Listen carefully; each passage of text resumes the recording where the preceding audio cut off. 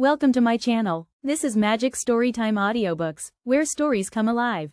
Don't forget to like, comment, and subscribe to join the adventure. Chapter 35.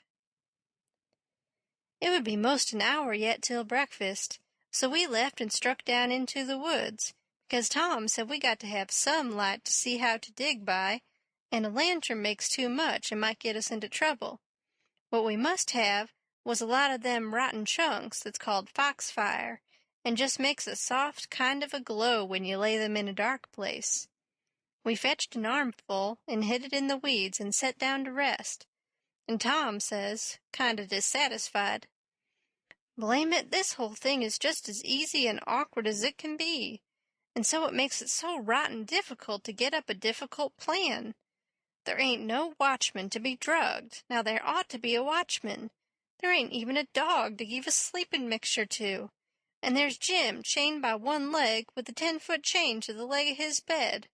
Why, all you got to do is lift up the bedstead and slip off the chain. And Uncle Silas, he trusts everybody, sends the key to the pumpkin-headed nigger, and don't send nobody to watch the nigger.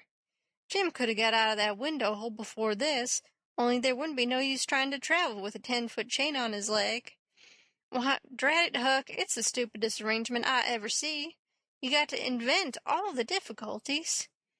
"Well, we can't help it. We got to do the best we can with the materials we've got. Anyhow, there's one thing.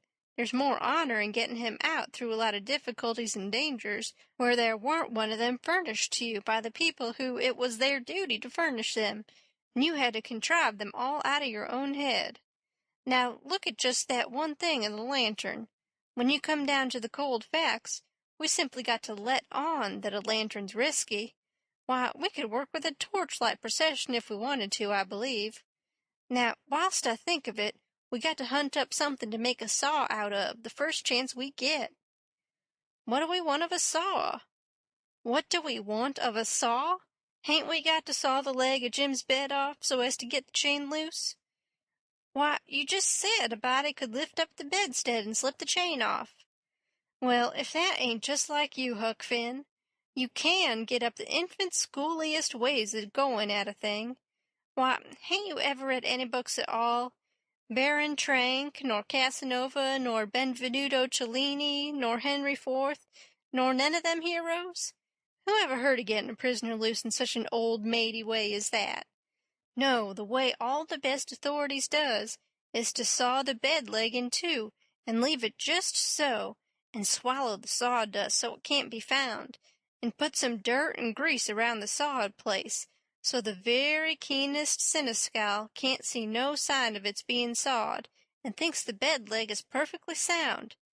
Then the night you're ready, fetch the leg a kick. Down she goes, slip off your chain, and there you are. Nothing to do but hitch your rope ladder to the battlements, shin down it, break your leg in the moat, because a rope ladder is 19 foot too short, you know, and there's your horses and your trusty vassals, and they scoop you up and fling you across the saddle, and away you go to your native Languedoc or Navarre or wherever it is. It's gaudy, Huck. I wish there was a moat to this cabin. If we get time, the night of the escape, we'll dig one." I says, "What do we want of a moat when we're going to snake him out from under the cabin?" But he never heard me. He had forgot me and everything else. He had his chin in his hand thinking. Pretty soon he sighs and shakes his head, then sighs again and says, "No, it wouldn't do. There ain't necessity enough for it." "For what?" I says. "Why, to saw Jim's leg off," he says. "Good land!" I says. "Why, there ain't no necessity for it. And what would you want to saw his leg off for, anyway?" "Well, some of the best authorities has done it.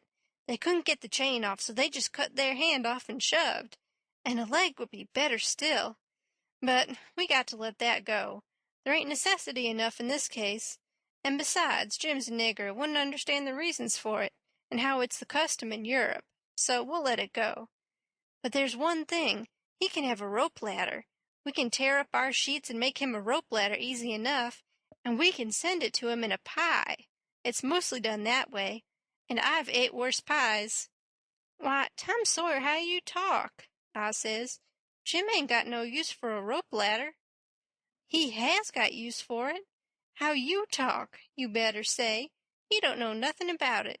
He's got to have a rope ladder. They all do." "What in the nation can he do with it?" "Do with it? He can hide it in his bed, can't he? That's what they all do, and he's got to, too. Huck, you don't ever seem to want to do anything that's regular. You want to be starting something fresh all the time. Suppose he don't do nothing with it. Ain't it there in his bed for a clue after he's gone? And don't you reckon they'll want clues? Of course they will. And you wouldn't leave them any? That would be a pretty howdy-do, wouldn't it? I never heard of such a thing." "Well," I says, "if it's in the regulations and he's got to have it, all right, let him have it, because I don't wish to go back on no regulations. But there's just one thing, Tom Sawyer. If we go to tearing up our sheets to make Jim a rope ladder, we're going to get into trouble with Aunt Sally just as sure as you're born. Now, the way I look at it, a hickory bark ladder don't cost nothing, and don't waste nothing, and is just as good to load up a pie with and hide in a straw tick as any rag ladder you can start. And as for Jim, he ain't had no experience, and so he don't care what kind of a—" "Oh, shucks, Huck Finn. If I was as ignorant as you, I'd keep still, that's what I'd do. Who ever heard of a state prisoner escaping by a hickory bark ladder? Why, it's perfectly ridiculous." "Well, all right, Tom, fix it your own way. But if you'll take my advice, you'll let me borrow a sheet off of the clothesline." He said that would do, and that give him another idea, and he says, "Borrow a shirt, too."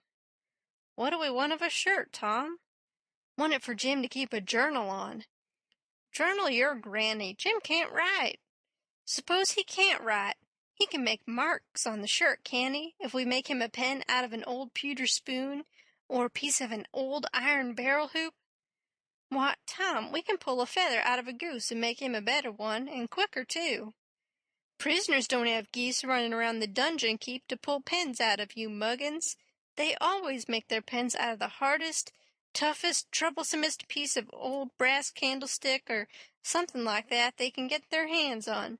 And it takes them weeks and weeks and months to file it out, too, because they've got to do it by rubbing it on the wall. They wouldn't use a goose quill if they had it. It ain't regular." "Well, then, what'll we make him the ink out of?" "Manny makes it out of iron rust and tears, but that's the common sort in women. The best authorities uses their own blood. Jim can do that, and when he wants to send any little common, ordinary, mysterious message to let the world know where he's captivated, he can write it on the bottom of a tin plate with a fork and throw it out of the window. The Iron Mask always done that, and it's a blame good way, too." "Jim ain't got no tin plates. They feed him in a pan." "That ain't nothing. We can get him some." "Can't nobody read his plates." "That hain't got anything to do with it, Huck. All he's got to do is write on the plate and throw it out. You don't have to be able to read it. Why, half the time you can't read anything a prisoner writes on a tin plate or anywhere else." "Well, then, what's the sense in wasting the plates?" "Why, blame it all, it ain't the prisoner's plates." "But it's somebody's plates, ain't it?" "Well, supposing it is. What does the prisoner care who's—" He broke off there because we heard the breakfast horn blowing, so we cleared out for the house. Along during the morning I borrowed a sheet and a white shirt off of the clothesline, and I found an old sack and put them in it, and we went down and got the foxfire and put that in it, too. I call it borrowing, because that was what Pap always called it, but Tom said it warn't borrowing, it was stealing. He said we was representing prisoners, and prisoners don't care how they get a thing, so they get it, and nobody don't blame them for it either. It ain't no crime in a prisoner to steal things he needs to get away with, Tom said. It's his right, and so as long as we was representing a prisoner, we had a perfect right to steal anything on this place we had the least use for to get ourselves out of prison with. He said if we weren't prisoners, it would be a very different thing, and nobody but a mean, ornery person would steal when he warn't a prisoner. So we allowed we would steal everything there was that come handy. and yet he made a mighty fuss one day after that when I stole a watermelon out of the nigger patch and ate it, and he made me go and give the niggers a dime without telling them what it was for. Tom said that what he meant was we could steal anything we needed. Well, I says I needed the watermelon, but he said I didn't need it to get out of prison with. That's where the difference was. He said if I'd have wanted it to hide a knife in and smuggle it to Jim to kill the seneschal with, it would have been all right. So I let it go at that, though I couldn't see no advantage in my representing a prisoner if I got to sit down and chaw over a lot of gold leaf distinctions like that every time I see a chance to hog a watermelon. Well, as I was saying, we waited that morning till everybody was settled down to business, and nobody in sight around the yard. Then Tom, he carried the sack into the lean-to, whilst I stood off a piece to keep watch. By and by he come out, and we went and sit down on the woodpile to talk. He says, everything's all right now except tools, and that's easy fixed. Tools? I says. Yes. Tools for what? Why, to dig with. We ain't a-going to gnaw him out, are we? Ain't them old crippled picks and things in there good enough to dig a nigger out with? I says. He turns on me, looking pitying enough to make a body cry, and says, Huck Finn, did you ever hear of a prisoner having picks and shovels and all the modern conveniences in his wardrobe to dig himself out with? Now, I want to ask you, if you got any reasonableness in you at all, what kind of a show would that give him to be a hero? Why, they might as well lend him the key and done with it. Picks and shovels, why, they wouldn't furnish 'em to a king. Well, then, I says, if we don't want the picks and shovels, what do we want? A couple of case knives. To dig the foundation out from under that cabin with? Yes. Confound it, it's foolish, Tom. It don't make no difference how foolish it is, it's the right way, and it's the regular way, and there ain't no other way that ever I heard of, and I've read all the books that gives any information about these things. They always dig out with a case knife, and not through dirt, mind you, generally it's through solid rock, and it takes them weeks and weeks and weeks, and forever and ever. Why, look at one of them prisoners in the bottom dungeon of the Castle Deep in the harbor of Marseilles that dug himself out that way. How long was he at it, you reckon? I don't know. Well, guess. I don't know, a month and a half? 37 years, and he come out in China. That's the kind. I wish the bottom of this fortress was solid rock. Jim don't know nobody in China. What's that got to do with it? Neither did that other fellow.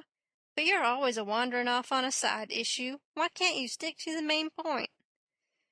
All right, I don't care where he comes out, so he comes out. And Jim don't either, I reckon. But there's one thing anyway. Jim's too old to be dug out with a case knife. He won't last. Yes, he will last, too.